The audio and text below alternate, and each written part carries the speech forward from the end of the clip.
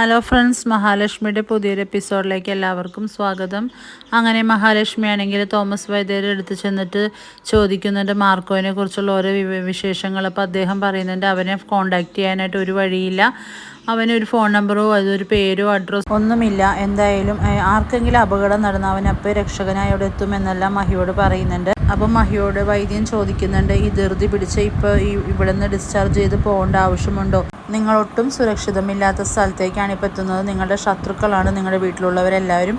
അവരിപ്പോൾ ഈ കാലിനൊരു ചലനം ഉണ്ടായ കഥ പോലും അവരറിഞ്ഞിട്ടില്ല. അവരറിയുകയാണെങ്കിൽ കണ്ണനെ മറ്റേതെങ്കിലും രീതിയിൽ ആക്രമിക്കാനായിട്ട് അവർ ശ്രമിക്കുമെന്നെല്ലാം മഹിയോടായിട്ട് വൈദ്യം പറയുന്നുണ്ട്. ഇത് കേൾക്കുന്ന മഹി പറയുന്നുണ്ട്, ഞങ്ങളങ്ങനെയൊന്നും പെട്ടെന്ന് ആർക്കും ഒന്നും ചെയ്യാൻ പറ്റില്ല. ഞങ്ങൾക്ക് രക്ഷകനായിട്ട് ദൈവം തന്നെയുണ്ട്.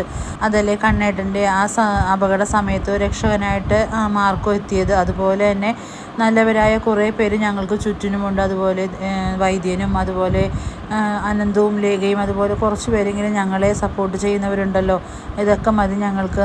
എത്ര നാളെന്ന് വെച്ച് ഞങ്ങളിങ്ങനെ പേടിച്ച് ജീവിക്കും.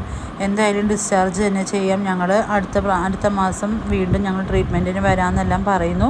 വൈദ്യം പറയുന്നുണ്ട്, എന്നാൽ നിങ്ങളുടെ വിശ്വാസം നിങ്ങളെ കാക്കട്ടെ എന്നെല്ലാം പറയുന്നു. അപ്പോൾ എന്നേക്കാളും ഇപ്പോൾ വിശ്വാസം എൻ്റെ കണ്ണേട്ടന് തന്നെയാണ്. അതുകൊണ്ട് ഞങ്ങൾ തീർച്ചയായും ട്രീറ്റ്മെൻറ്റിന് വരിക തന്നെ ചെയ്യുന്നെല്ലാം മഹാലക്ഷ്മി പറയുകയാണ്. പിന്നീട് മഹാലക്ഷ്മി കണ്ണൻ്റെ അരികിലെത്തുന്നു. കണ്ണനോട് പറയുന്നുണ്ട്, നമുക്ക് എന്തായാലും ഒരു കുഞ്ഞുണ്ടാവും, അതിലൊരു സംശയവുമില്ല. ഞാൻ കണ്ണേട്ടൻ്റെ കുഞ്ഞിനെ ഗർഭം ധരിച്ച് പ്രസവിക്കുക തന്നെ ചെയ്യുമെന്നെല്ലാം മഹി ഇങ്ങനെ ആത്മവിശ്വാസത്തോടെ പറയുകയാണ്. അത് കേൾക്കുന്ന കണ്ണൻ പറയുന്നത്, താൻ ഒരുപാട് പ്രതീക്ഷകളൊന്നും വെക്കരുത്. എൻ്റെ കാൽവിരലുകളൊന്ന് ചലിച്ചെന്ന് മാത്രമേ ഉള്ളൂ, ഇനി എന്തെല്ലാം കാര്യങ്ങൾ ശരിയായിട്ട് വരാനുണ്ടെന്നെല്ലാം കണ്ണൻ പറയുമ്പോൾ അതൊന്നും കുഴപ്പമില്ല കണ്ണേട്ടൻ, എല്ലാം ശരിയാവും, എനിക്ക് നല്ല ഉറപ്പുണ്ട്. അങ്ങനെ കണ്ണനും മഹാലക്ഷ്മിയും കമലേശ്വരത്തേക്ക് പോകാനായിട്ട് വൈദ്യൻ്റെ അടുത്തുനിന്ന് ഇറങ്ങുകയാണ്. യാത്ര പറഞ്ഞ് വൈദ്യൻ എല്ലാവരെയും യാത്രയാക്കി അങ്ങനെ നിൽക്കുന്ന സമയം മഹാലക്ഷ്മിയും കണ്ണനും കാറിലോട്ട് കയറുന്ന സമയത്താണ് മാർക്കോ അവിടെ എത്തുന്നത്. മാർക്കോ ആണെങ്കിൽ ഹെൽമെറ്റ് എല്ലാം ധരിച്ചാണ് വന്നിരിക്കുന്നത്. മാർക്കോക്ക് മനസ്സിലായി മഹാലക്ഷ്മി ഇയാളെ ശ്രദ്ധിക്കുന്നുണ്ടെന്നുള്ള കാര്യം. മഹാലക്ഷ്മിക്ക് ഒരു സംശയം തോന്നുന്നു, ഈ ശരീരഘടന കണ്ടിട്ട് അത് അന്ന് എന്നെ രക്ഷിക്കാമെന്ന രക്ഷകൻ തന്നെയാണോ എന്നിങ്ങനെ സംശയിച്ച് ഇങ്ങനെ നോക്കി നിൽക്കെ ഡ്രൈവർ വണ്ടി എടുത്ത് അങ്ങനെ പോവുകയാണ്. അതിനുശേഷമാണ് മാർക്കോ ഹെൽമെറ്റ് എല്ലാം ഊരി വൈദ്യൻ്റെ അരികിലേക്ക് എത്തുന്നുണ്ട്. അവരെന്താ എത്ര പെട്ടെന്ന് ഡിസ്ചാർജായി പോയതെന്ന് വൈദ്യനോട് തിരക്കുന്നുണ്ട്. അപ്പോൾ വൈദ്യൻ പറയുന്നുണ്ട്, ഇപ്പോൾ കാലുകൾക്കെല്ലാം ചെറിയൊരു മാറ്റം വന്നിട്ടുണ്ടല്ലോ, അപ്പോൾ ഇനി അടുത്ത മാസം ട്രീറ്റ്മെൻറ്റിന് വരാമെന്ന് വെച്ച് അവർ പോയതാണ്. അവർക്ക് ചുറ്റിനും ശത്രുക്കളാണ് ഉള്ളത്. കണ്ണൻ്റെ വീട്ടുകാരായിക്കോട്ടെ മഹാലക്ഷ്മിയുടെ വീട്ടുകാരായിക്കോട്ടെ എല്ലാവരും അവർക്ക് എതിരെയാണ് പ്രവർത്തിക്കുന്നത്. ശത്രുക്കൾ മാത്രമാണ് അവർക്ക് ചുറ്റിനും എന്നൊക്കെ പറയുന്നു വൈദ്യൻ.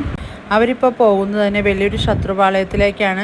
നിന്നെപ്പോലത്തെ ഒരു രക്ഷകൻ ഇപ്പോഴാണ് അവരുടെ കൂടെ ഉണ്ടാവേണ്ടതെന്നെല്ലാം പറയുമ്പോൾ മാർക്കോ ചോദിക്കുന്നുണ്ട്, അതെന്തിനാ ഇവരുടെ ബന്ധുക്കൾക്ക് ഇത്ര ശത്രുത എന്ന് ചോദിക്കുന്നുണ്ട്. അവരോട് എന്തിനാണ് ഈ ശത്രുത എന്ന് എനിക്കറിയില്ല. എന്തായാലും അവരെല്ലാം പാവങ്ങളാണ്.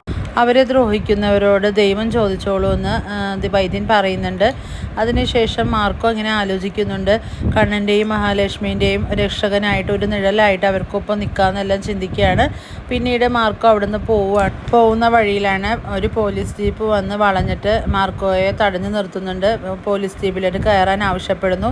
മാർക്കോ ചോദിക്കുന്നുണ്ട്, ഞാൻ എന്ത് തെറ്റ് ചെയ്തിട്ടാണ് ഞാൻ നിങ്ങളുടെ കൂടെ വരേണ്ടത്? അതറിഞ്ഞാൽ മാത്രം നീ വണ്ടിയിലോട്ട് കയറുള്ളൂ എന്നെല്ലാം ചോദിച്ചുകൊണ്ടാണ് ഇന്നത്തെ എപ്പിസോഡ് അവസാനിക്കുന്നത്. വീഡിയോ ഇഷ്ടമാവുകയാണെങ്കിൽ ലൈക്ക് ചെയ്യുക, സബ്സ്ക്രൈബ് ചെയ്യുക. മറ്റൊരു വീഡിയോ ആയിട്ട് വരുന്നവരെ എല്ലാവർക്കും ബൈ.